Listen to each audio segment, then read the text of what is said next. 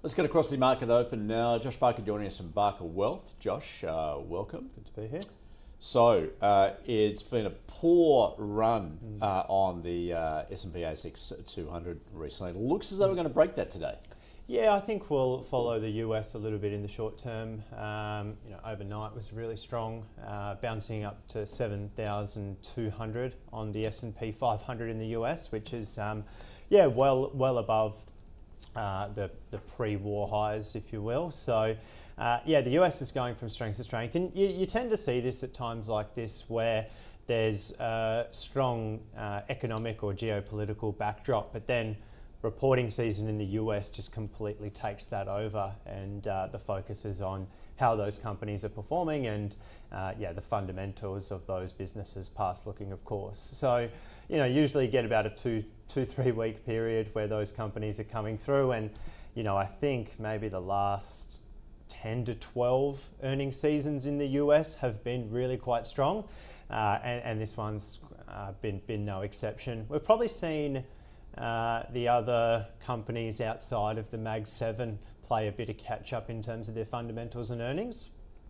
whereas the Mag 7's coming under a little bit of pressure, but it's only because of such exuberant spending on AI infrastructure, which long term could be a really good thing. There could be that investment could pay really high profit margins in the future, but it's priced to perfection at the moment, which is probably the most likely scenario with those businesses too. Well, and as a result, we have seen, particularly in the Nasdaq and S&P 500, move to record after record, driven by that AI trade. I mean, but to your point, and we saw that with some of the results yesterday, Meta, Microsoft, Amazon. We've had Apple this morning. That capex is eye-watering, particularly like Meta's numbers there, and I guess the market has been betting it is going to pay off.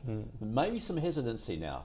Yeah, I think so, but like I said, the other companies are really playing catch up, and a lot of the more traditional businesses over in the US are really keeping the market afloat. And then I think we just know that those 7 businesses are going to get it right, become outperformers, continue their strong foothold on the market. So I think those ones will be okay, and I think CapEx is probably a good opportunity to look at them, to be honest. So Josh, we have seen a significant divergence between the US market and what we're seeing here. As I mentioned, we had 8 straight sessions of losses. Looks as though we are going to break that today. In fact, looking to rally around 1.5%. And if we take a look at the futures, nonetheless, what do you put that down to? Obviously, tech has driven the US. We don't have a significant tech sector here. Pretty much weighed down, particularly by the resources and the banks. Yeah, it's the tale of two cities at the moment. The US is going from strength to strength in their economy, in particular. Their economic numbers are expected to be still quite strong. See that spending in AI infrastructure boosts their GDP as well, which we don't have that as much. The other issue, obviously, is our inflation being the highest in most advanced economies. So, it's definitely we're more impacted by the war as well.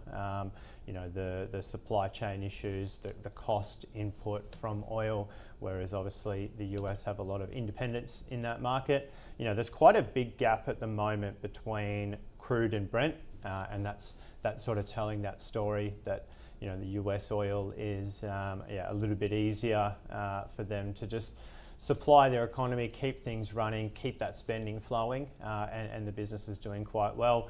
Whereas here, we've had 2 rate rises, and probably expected another 2 at least.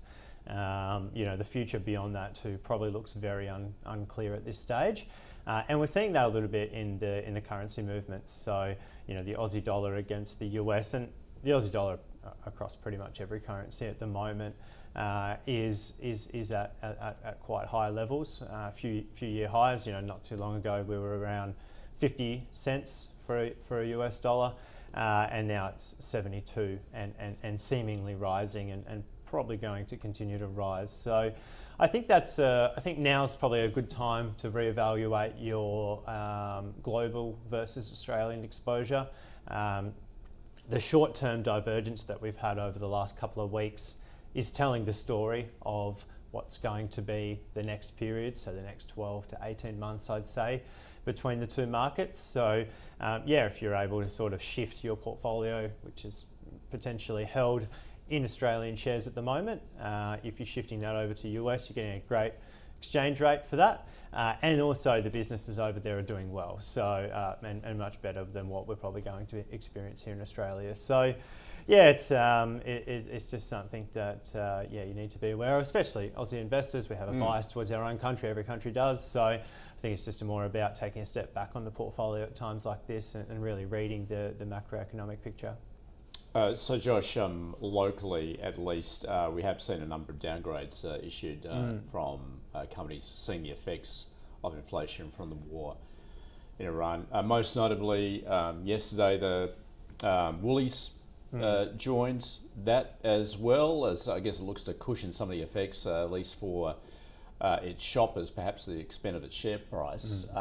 Coles out today as well. I mean, are you expecting more companies to issue these downgrades? Yeah, well, it's the companies that can't control the price of the inputs versus the price that they're passing on to customers. Especially, the supermarkets have been under a lot of pressure as to what they're charging consumers, and times like this are very heightened as well. So they're limited in what they can pass on as these input costs increase. They've got to truck this produce around the country to everyone, so their costs are going to go up with all of this, and oil and everything that flows on from that has ticked back up to a record high. So it's really going to impact those businesses that have less control over that input versus output costs, and their margins are going to get squeezed. We saw it last time when there was rising inflation as well.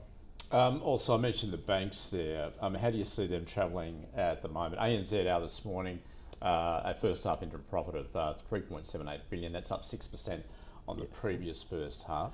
Yeah, they're one business that doesn't mind passing on the costs to consumers. We get a rate rise here that's pretty much straight away flows on to mortgage holders. So I think they're probably better positioned than something like a consumer staples or a consumer discretionary anyway. But probably just subdued performance. I'd say they're sort of flat over the next 12 months and just likely to keep paying out an okay yield at these levels anyway.